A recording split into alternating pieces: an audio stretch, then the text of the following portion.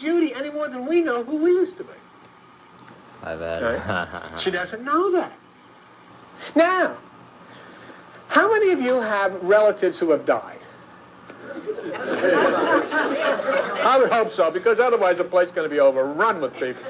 Okay, now, all of you at one time or another have gone to funeral parlors and you've all held somebody's hand and you've said, don't worry, we'll be together again someday.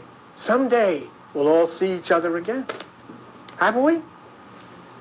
Judy, who's now Barbara, could care less, because she doesn't even know who those people are. Her mother, her father, her uncle, Grandpa Schwope, all of these people that died, and she wanted to see them all. She forgot they even exist. She didn't even know she was Judy. How the heck is she going to care about these other people? She's going to get up to the Golden Gate. They're going to say, Judy. She said, what are you talking, Judy? I'm Barbara. No, you're Judy. And she's going to say, you've been dead too long. Get away from me. So, I mean, the point that I'm trying to make is she has no desire to meet these people. Now, when she was Judy, she was living for the day when, if she had to die, that she'd be rejoined with her family. She could care less. She doesn't even know these people exist. So it's irrelevant, isn't it? Doesn't make any sense to even consider anything like that. Now, her new husband, who is Bill, his mother dies. And Judy goes and she says, somebody, and they're all holding hands, and Judy is now Barbara, and she says, someday we're going to meet her again. She wants to meet her new husband's mother. She doesn't even care about her own mother because she doesn't even know who she is or who she was. So it's all based on the mind. It's all based on consciousness. It has no relevance whatsoever to reality. And there are people who have total amnesia. And these things happen. Everyone sitting in this room has had total amnesia. How many mothers have you had? How many fathers have you had? How many brothers and sisters and relatives have you? You don't even know who they are. All you are concerned about are the ones that you can remember now. I had a father who died when I was 14 years old. I wouldn't even know what the guy looked like. Because he is left here. Well, we'll get into that. So the idea then of a person rejoining people they knew as family members logically doesn't make any sense. It's irrelevant. And the scripture in the Bible admonishes us not to consider what we are on earth. You see? Look. Here you come as light. You come into a little baby, the fetus in your mother's womb. The brain neurons start firing. You genetically start to become structured according to your family. It has nothing to do with God. It's all to do with your family. What you look like depends on who your father and your mother married. See? So that's all set for you to bring. Then you come out of the womb, somebody gives you a name. God didn't give you this name. Here you are, you've all got a name. Your mother, your father gave you the name. They created the name. And you've got a last name. You may be Jewish. A lot of people don't like you. You didn't even wet your pants yet, and people hate you because you got a name. I don't like them. Say, or you may be Italian, whatever you want. So let's say you're Jewish, you're Italian, whatever you got, and here you are. Now, people, I want you start being trained. You shouldn't do that. In your house, you shouldn't do that. In some other house, depends. See? So everything, but your neurons in your brain start firing and firing to respond to all of these things that are coming from the outside. And before you know it, they have created you and you're chaotic. All of this is the creation of the earth. All of this is the creation of people. Has nothing whatsoever to do with God. The part that has to do with God is this part. Now the point is this part which came in, is it totally overwhelmed by all of this brain stuff which was created by your family? In most instances, yes. Until somebody comes along and tells you that the real you in here, the job that you have to do is to erase all of this stuff that was given to you by your family, by your school, by your church, by all. And that is so hard, isn't it? And that is basically the salvation. Because what happens here? I'm not going to say names right now, but let's say that your grandpa, who you just can't wait, if you die, you want to get back up and see Grandpa Swope.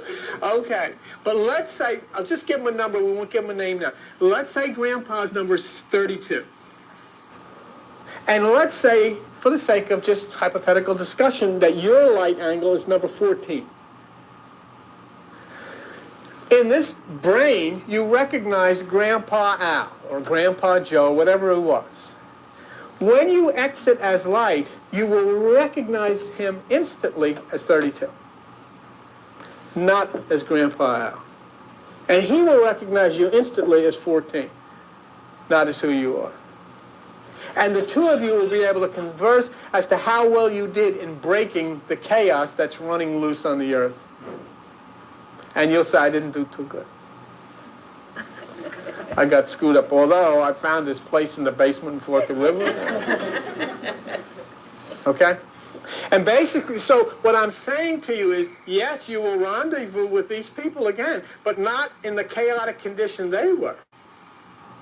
And then they'll be moving back here to do this, and so forth and so on. So you have a whole, but what I'm just telling you here is not a lot of pie in the sky. I mean, I don't do that here. I will prove this to you. Now, we will prove this to you scientifically. This is a fact. Okay. What will happen is a fact. So you will never lose who you are, because you're not who you are. What you are is what your parents and these crazy people wanted you to be. And here you are. I want to live forever. You know, why? Why would you want? But instantly as you leave, see, Princess Diana died. Princess Diana is in a coffin. It's over. She's dead. But the light that was her is very much alive, totally understanding what's going on, and seeking at this point the water, the molecular energy, into the air, to be hit by photon and return back into a fetus and begin this process again. Yes, ma'am. Do you want to come up here? Well, would you stand up because I can't have a question if you don't want to. Would you like to turn around and look at? If Grandpa's number 32, you're saying that he's gone too, and that's when you're able to recognize him. Yeah. Only if you're both gone. Yeah. What do you mean gone? You're out of the body. You're dead. Yeah, that's what I mean. Yeah, you're out of here. Okay. Because the only way you would recognize him here in your five senses is Grandpa. You look at a picture, that's Grandpa. But you have to remember that just like you were constructed by your parents and your friends and everybody, and you are what they wanted you to be, so is Grandpa. Don't remember that Grandpa was not a creation of God either. God's purpose is that you and Grandpa break the karma of because what the parents and what everybody has given us, and the schools and all of the instructions they've given us, have caused a chaotic condition on the earth. And that is what has to be broken. And we'll address that as well. Yes, want to stand up, please? Okay, now, Turn around a little. Grandpa seeks another body and comes back. Then how can he be in two places at one time? Well, because it's light. He's every place at one time. Okay. Okay? It's a very good question, but just think of something for a minute. What we're talking about is light, all right? Light is everywhere. The light that is here, the air that is here, the light that is here, the invisible nature of this is just as much here as it is at the far end of the universe. You can't say it's here because can you grab it? Can you grab it in your hand? You can't grab it. Why? Because it's not there yet. It's here. But it's everywhere. See? And so then also, you're only a quarter of an inch. Your skull is only a quarter of an inch that separates you from this. And here, everywhere is everything. I mean, there is no time. How could there be time? The only thing that requires time is in here. But we'll get into that. I don't want to be complex about that. But it is a very interesting thing, see? Because the true nature of light is that it is everywhere. You can't confine it inside of a brain. But it is there to manipulate and work the brain. Now, let me show you a scripture, and let's take a look at it. Because here, remember, the bunch of people were talking to Jesus, and they said, well, this guy he gets married 7 times. His brother dies, and she marries his brother and marries the other brother, and he gets 7, and so forth. So, in fact, do you remember the movie, 7 Brides for 7 Brothers? Yeah, okay. If you look at page 799, on page 799, you'll see Matthew chapter 22. And in Matthew chapter 22, you look at verse 29. And Jesus is telling them, you err. In other words, you don't know what you're talking about because you don't know the scriptures and you don't know the power of God. Isn't that nice? Thank you very much. Angels of God, light. Angles of light. So here is Jesus telling you that when people leave the body, they're angles of light. They can't get married. They can't do all of that stuff. That's for people. See? And there's something else. But look what he says here. But as touching the resurrection of the dead, you also don't know what you're talking about. But haven't you read, I am the God of Abraham, Isaac, and Jacob? God is not the God of the dead, but of the living. God is not the God of the dead, but of the living. What is that saying? This is what he's saying, and he could have been a quantum physicist. He's saying nothing can die. It is impossible. Because your consciousness is atom. It is light. It is impossible for it to die. The body that you're inhabiting is material. It is physical. It will waste away. It'll be made into something else in the earth, and off it'll go. You, as this particular form of atom, light, will go on. So here's Jesus saying, when people leave the body, they're angles of light, which I'm telling you, it is impossible to die. Now, I know that doesn't make you want that because you can't, you're still in the body, you're still in this brain, and neurons are firing with all of the traditional thoughts that you had from your family, saying, this guy's nuts, people die, don't listen to this. But you can't. And if you could pick up any book by any quantum physicist in the world, and they'll tell you death is absolutely impossible. And not only is death impossible, but we will prove that when this light leaves your body, it is aware. It is conscious. It is intelligent. It is now. So now you become depressed, sitting here a Sunday morning with me, because you're saying, I will never see Granny Farmer again. I will never see Uncle Henry. I will never see Mama, Papa, all these people. But who are these people? See? Who are these people? Who are you? When you entered the fetus in your mother's womb as light, as you were traveling in there, you could have been anybody. You could have been anybody. You want a scary thing? If my mother and my father, after they had produced the fetus, the light was dispatched, if you made a left turn, you could have wound up and been me.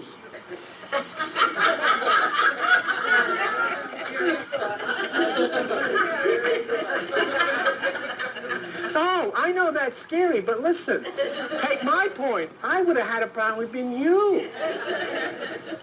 Equally scary. Do you see what I'm saying? Is that when you enter, you could be anybody. It is when you get into that fetus that suddenly you are subjected to the genetics, the structure, and then when you come out in the physical form, you are subjected to all the traditional things. You were no longer of the universe. You're now part of your clan. Whatever your clan may be. The Mino clan, the Bianchi clan, whatever it is. They structured you. That's who you are. Nobody else. Totally subjected and created by neurons that would fire in your brain in obedience to all of these extracellular signals that are coming into your head, and you become what you are. Now, finally, when this nightmare is over, and you die. But you don't. Not only that, just before it is time to die, you will be triggered a message. you will have a message triggered to you. It's not unlike what happens, and Joan can talk to you about it, when you're about to get in trouble or you're liable to get hurt or whatever. There's something called the fight or flight syndrome. Your body kicks in. Your body anticipates that this is going to happen. It starts coagulating the blood first, and it starts sending adrenaline. It knows what to do. So if your body knows what to do in the fight or flight syndrome and pre the danger gets you in shape for it, what do you think it's going to do pre-death? It's all taken care of. It's all arranged for you. You stand outside and you're shaking and you're feeling so bad. And that's normal. We will always continue to do that. But the person inside here has been tipped off and knows exactly what's coming and knows exactly what to do. It's all taken care of by the light. Their baggage are packed. They're ready to go. The gate is open. Bang. And they exit at, I understand Princess Diana was going at 120 miles an hour when her car hit the pole, which is a terrible thing. Forget it. She left ahead at 186,400 miles a second. I'm out of here. Gone. Now, when she exits, when you exit through the pineal. The pineal is the seventh. That's what it is. It's at the point of the seventh chakra, the seventh point, okay? Seventh seal if you're into Christianity. Now, this is very important for you to understand. When she leaves, everything that was Princess Diana goes like a balloon. That's the end of that. When you leave here, you leave. You don't take Pat Toohey with you. You don't take Penny Morrison with you. You don't take they stay right here. Put them in a box, boys. That's the end of that. But you're out of here. Now, why do you leave everything? And why did Grandpa leave Grandpa here? And Grandma is still here. And all of these people are still here. But they left. Why? Watch. Turn, if you would, to page 637. In the Bible. And in the Bible, look at Jeremiah chapter 17. And in Jeremiah chapter 17, it says, on page 637, verse 21, "Take heed to yourselves and bear no burden on the Sabbath day, nor bring it in by the gates of Jerusalem." Whoa. Do you know what the Sabbath is? The Sabbath is the seventh. The gate of Jerusalem is the pineal gland. Saturday. Jerusalem, which is above, is free and is the mother of us all. And when you exit at 186,400 miles an hour, you take none of the, excuse the expression, crap that you accumulated here. It's not allowed up there. Your name that your mama and daddy gave you stays. Your nationality, where you were born, stays. All of your hopes, your dreams, your fears, your guilt, all of it stays. You take no burden through the gate on the Sabbath. You take no burden through the seventh into the holy place. It's not allowed. Because why? You're going to stain it. Can you imagine if this was the religion wants, we're going to die and go to heaven? Do you imagine the condition of that place within 6 months? Can't bear.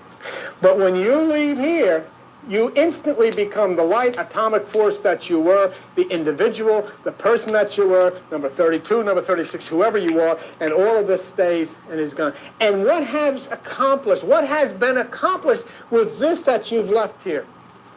You have started to break the karma of who you were. Joan and I, we talk about this. We have families that are both steeped in all of the karmic traditions that have been created by mankind, the illusions of what life is, the fright about what really exists. And I said to her, and we said to each other, one of the things that we can really say, we know this is a fact, we have broken the karma. We've broken the chain. They've even stood and they've said to us, Joan's uncle was a very wealthy guy. The guy died. He cut us out of his will. I even I was going to go down there and, with my missile and whatever. No, I'm serious. But why did he do that? Because we had broken the karmic chain. We were no longer part of that. And so many of you have accomplished what God in heaven sent you here to do. You've got to break this. See? And you've started to crack it. You've chipped at it. You've started to break it. Because this earth has not run the way God had wanted it to run. And of course, this is what I'm trying to tell you. As you are inside of your brain breaking away at these karmic hurts and guilts and all this stuff that has come down, something is happening in the sky. In the discovery of the planets, you remember the third eye that you've seen in the sky? All of that is coming just like John Wayne over the hill, coming to help you in breaking this karma. That's why the discovery of the planets that we did, the anatomical, subatomic structures that we discussed, is all integrated with this. You're not alone in this effort that's going on. This is the time of Aquarius. You heard about it? You heard about El Nino and all the stuff going on? Remember something. El Nino means little boy. The little boy is Ganymede, who was taken by Zeus up into heaven. And the little boy Ganymede, who was taken by Zeus up to heaven, did such a wonderful job that he was promoted to become a constellation. And his name is Aquarius. El Nino is here. Okay. So you cannot take any burden, so that none of you and all of your family and all of this stuff, everyone who is your family when they left here left themselves here. Whatever they've accomplished, most of them accomplished nothing, because most of them died before the angle of light changed in Aquarius anyhow. But they've got a chance now to come back, to make their mark, and to contribute, to do what God wants to do, to change this earth, because there's other earths that are going to be created and other things that are going to have to be done. Why? What's the purpose? God simply says, this is fun, this is great, everybody together. Have a good time, enjoy yourself. And we haven't been able to do that yet. Okay? Okay. So then you say, well, then there's nothing. And I say, then there's everything. Jesus has already told you that outside of the body were angles of light, not as physical people. All that is the burdens of life stay. So who goes into the realm of light? The brain that is you and is involved in all this crazy business stays. But you leave. Now let's just address this other thing. You've all have families, and I'll tell you, this is the fun part of this. Each one of the members of your family are part of the cluster that you are a member of in the kingdom of light. Okay? They're not, you didn't all come together just for no reason. Everybody that you are a part of or were a part of, your husbands, your children, your uncles, your aunts, all these different people.